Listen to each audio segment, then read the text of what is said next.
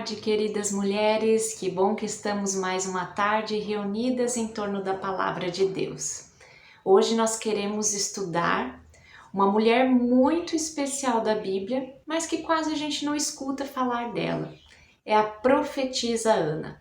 Então, depois da história de Isabel, depois da história de Maria, mãe de Jesus, nós temos uma outra mulher que aparece na sequência, e essa é uma mulher que o Alcides Hugues coloca aqui, que queria viver na presença de Deus. Então o texto bíblico que a gente vai estudar hoje, ele tem um relato duplo. A gente primeiro precisa entender o louvor que vem antes, de uma pessoa também que é pouco mencionada na literatura, mas é de grande valor aqui nessa história do início, do nascimento, da circuncisão de Jesus Cristo, que é o personagem Simeão. E logo depois desse personagem, nós temos o relato da profetisa Ana. Antes da gente iniciar o nosso estudo de hoje, eu quero convidar vocês para termos um momento de oração. Oremos. Querido e bondoso Deus, obrigada por esse privilégio de podermos nos reunir em torno da Tua Palavra. Venha nos abençoar com Teu Santo Espírito para que a gente compreenda aquilo que Tu queres falar hoje conosco. Dê a nós discernimento e sabedoria para que coloquemos em prática os aprendizados de hoje. Em nome de Jesus Cristo, nós te pedimos e agradecemos. Amém. E o Alcides Hugues, ele começa esse capítulo, onde ele fala da profetisa Ana, mostrando a passagem bíblica onde ela aparece, que é Lucas, capítulo 2, versículos 36 a 38. Bem curtinho, 4 versículos só, onde conta a história dessa mulher tão importante nesse início da caminhada de Jesus. Então diz assim: estava ali a profetisa Ana, filha de Fanuel, da tribo de Aser. Era muito idosa, tinha vivido com seu marido 7 anos. Depois de se casar, então permanecera viúva até a idade de 84 anos. Nunca deixava o templo, adorava a Deus, jejuando e orando dia e noite. Tendo chegado ali, naquele exato momento, deu graças a Deus e falava a respeito do menino a todos os que esperavam a redenção de Jerusalém. Então, o início do Evangelho de Lucas, ele nos apresenta, na verdade, várias pessoas idosas que tiveram uma revelação do Espírito Santo e reconheceram que esse tempo era um tempo especial, onde Deus estava operando um ato maravilhoso, A vinda do Salvador, a vinda do Messias, a vinda do Cristo, do ungido de Deus. Então, o começo do Evangelho, como nós já vimos, a história de Isabel e Zacarias, que eram idosos e não podiam ter filhos, e Deus presenteou eles com o pequeno João Batista, que cresceu e foi o precursor, que preparou o caminho para o Senhor, para Jesus Cristo iniciar o seu ministério.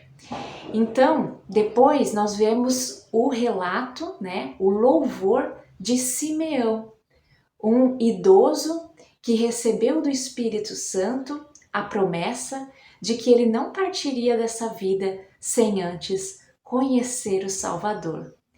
E depois, então, nós temos o relato de Ana.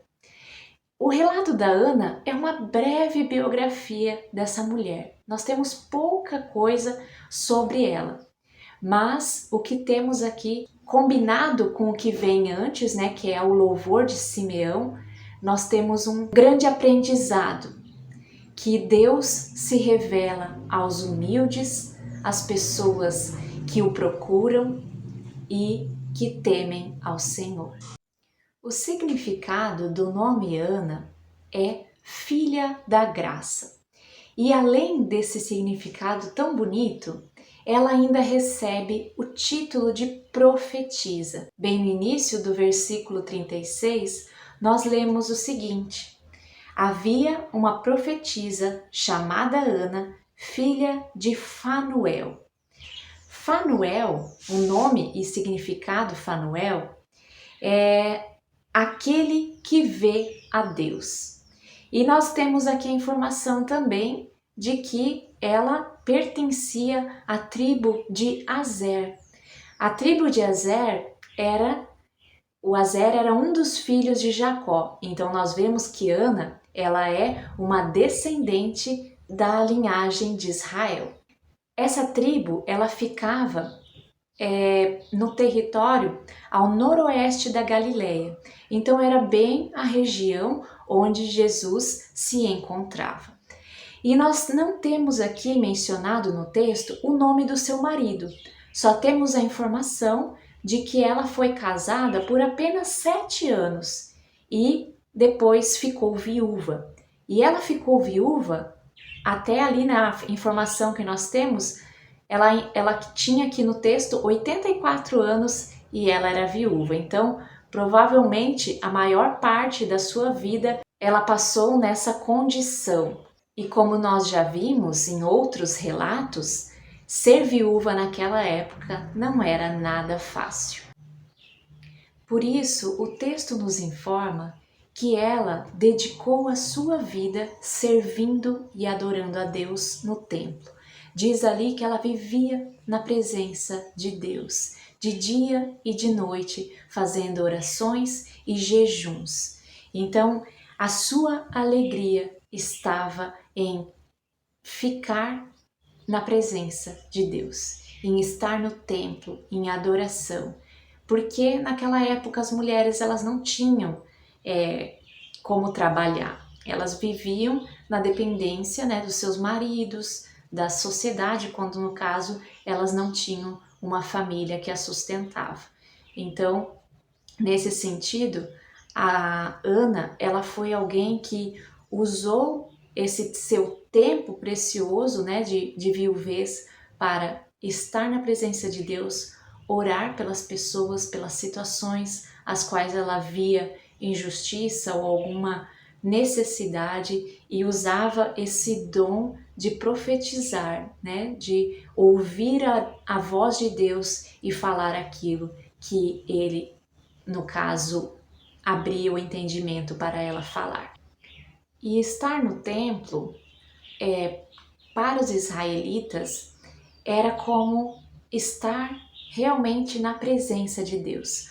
O povo israelita, eles tinham essa concepção de que a presença de Deus estava no templo. Então é diferente.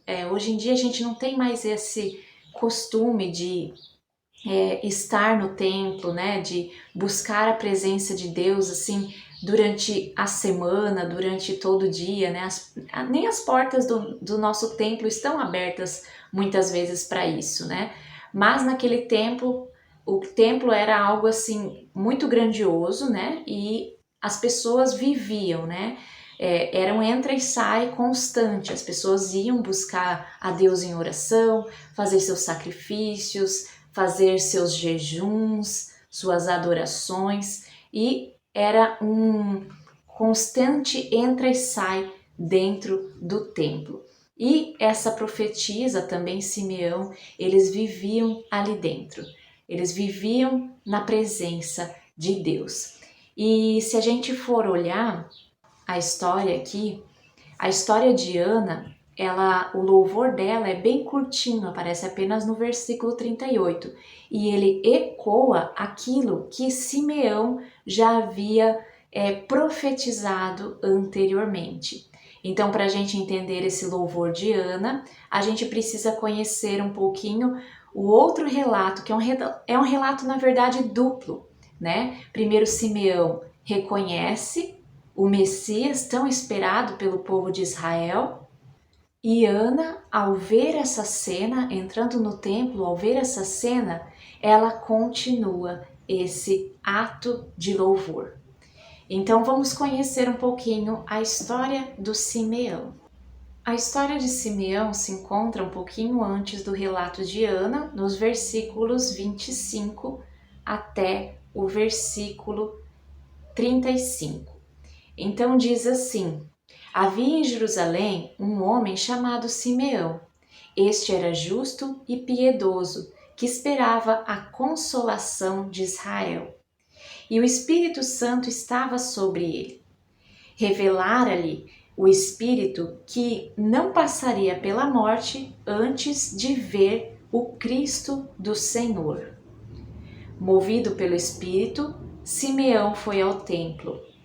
E quando os pais trouxeram o menino Jesus para fazerem com ele o que a lei ordenara, Simeão tomou nos braços e o louvou a Deus, dizendo: agora, Senhor, podes despedir em paz o teu servo segundo a tua palavra, porque os meus olhos já viram a tua salvação, a qual preparaste diante de todos os povos, luz para a revelação aos gentios e para a glória do teu povo de Israel. Que lindo esse louvor, né? E que bonita essa espera de Simeão. Ele tinha certeza absoluta que aquilo que foi revelado a ele pelo Espírito Santo, de que ele não passaria dessa vida sem conhecer o Salvador, ele aguardava isso com convicção e com muita esperança.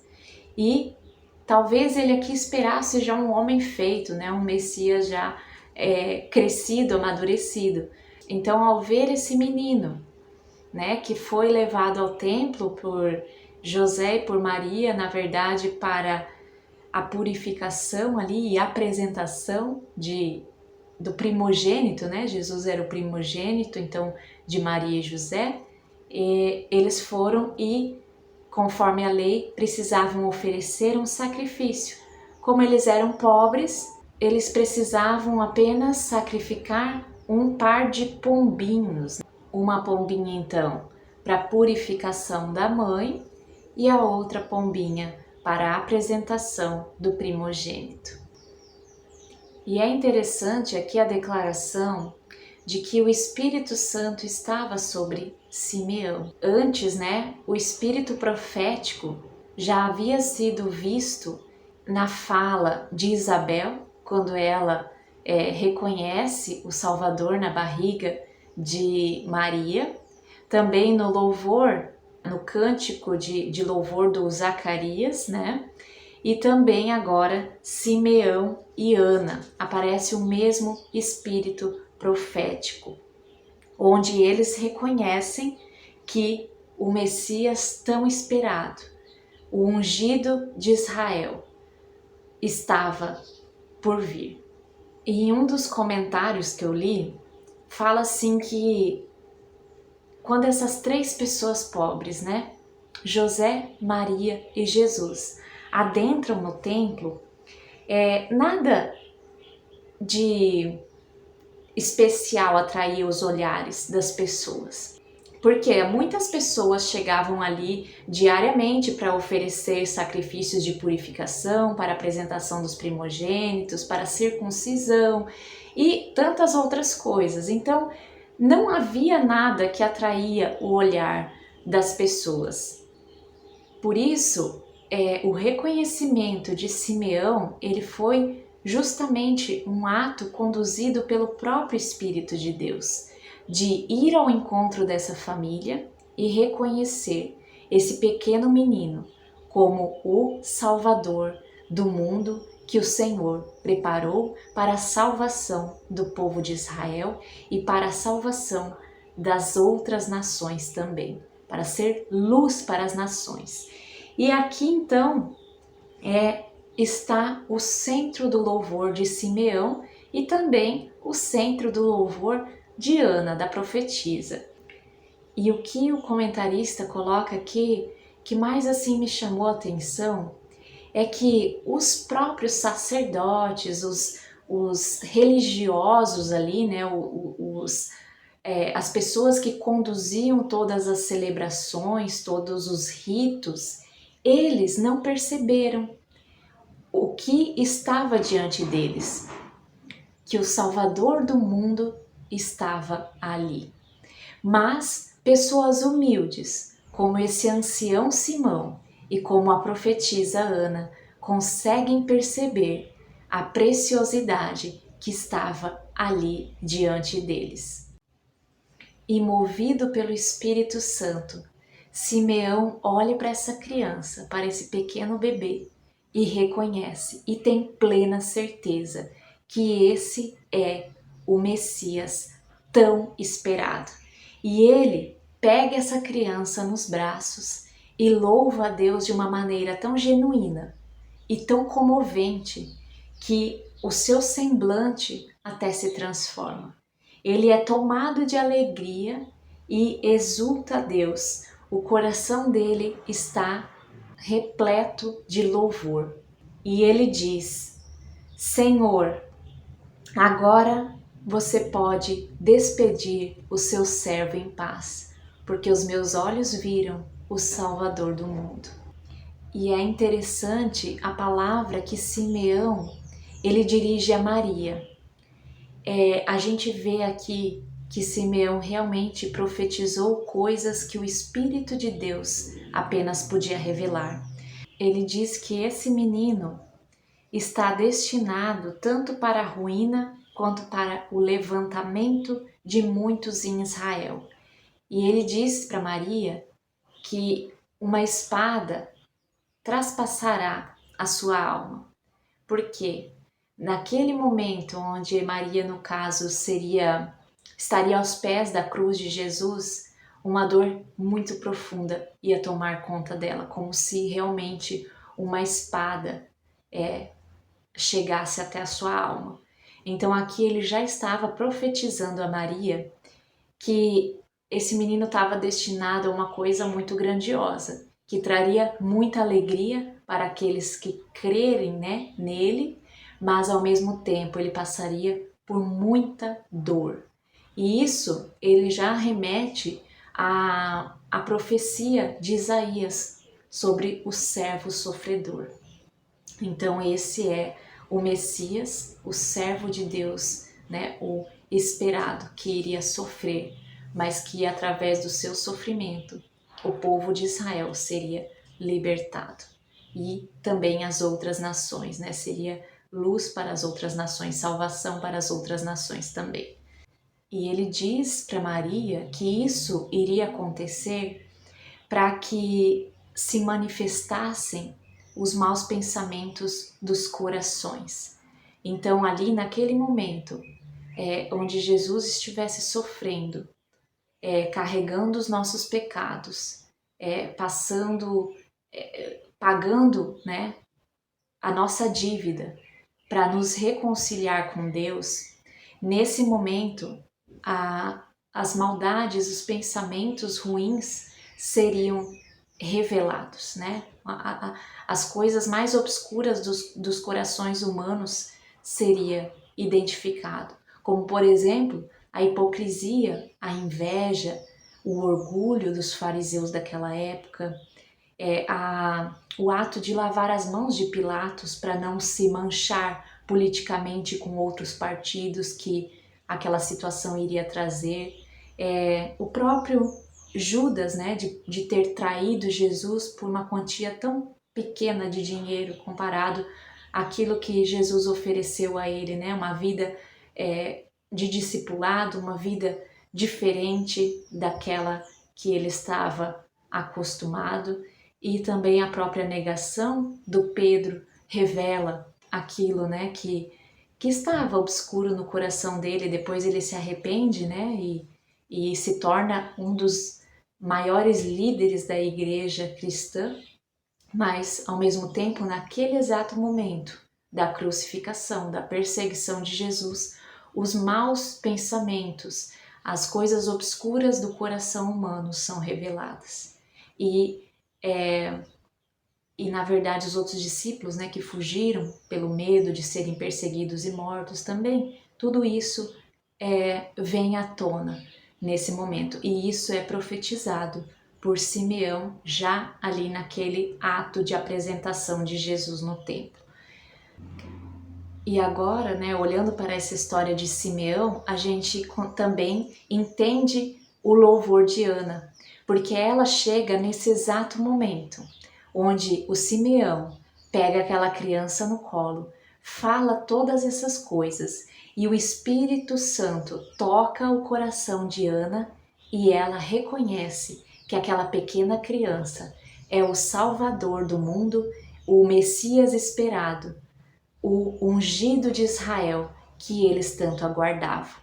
Então ela também louva de uma forma mais simples aquele que estava por vir. E aqui diz, né, que chegada aquela hora, ela dava graças a Deus e falava a respeito do menino a todos os que esperavam a redenção de Jerusalém. Então Ana, diante